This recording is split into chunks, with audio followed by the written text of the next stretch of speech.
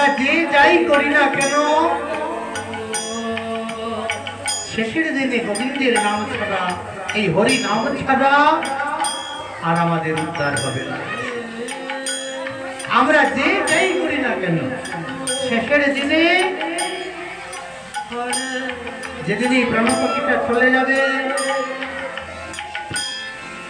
সবাই কাছে এসে বসবে আর একজন আরেকজনকে বলবে, এই ব্যক্তিটার মনে হয় আর বাজবে না, আজকে এই ব্যক্তিটা মনে হয় আর বাজবে না, তার কর্ণে মধুমাতা কৃষ্ণ নাম দেওয়া।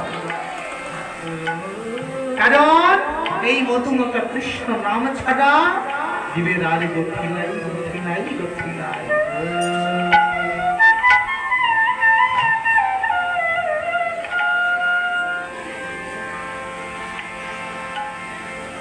তাই বললে নাম চিন্তামণি কৃষ্ণ চৈতন্য রস বিগ্রহ পূর্ণ সত্য মুক্ত অভিনত্তা নাম নাম।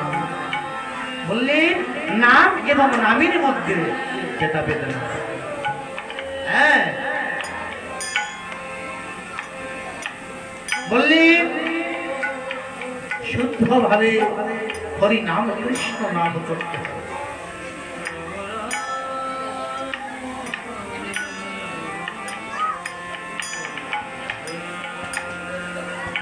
তাই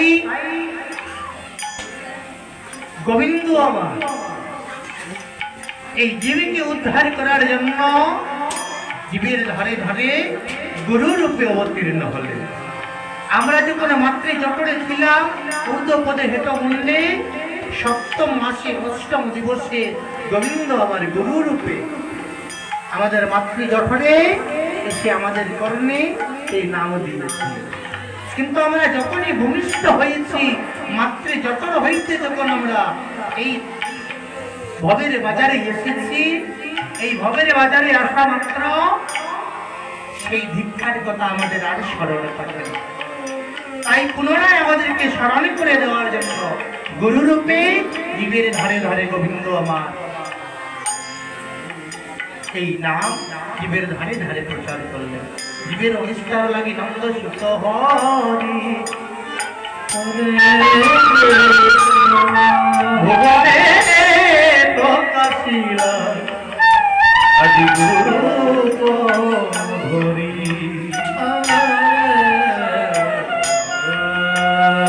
তাই বললেন গুরুকে মনুষ্য জ্ঞান না করো কখন, গুরু নিন্দা কবু করণে না করো শ্রবণ। গুরু এবং হরি বললেন এক নয়, কিন্তু গুরুকে তুমি মনুষ্য রূপে গণ্য করলে হবে না, বলেন গুরুকে গোবিন্দ রূপে গণ্য করতে হয়।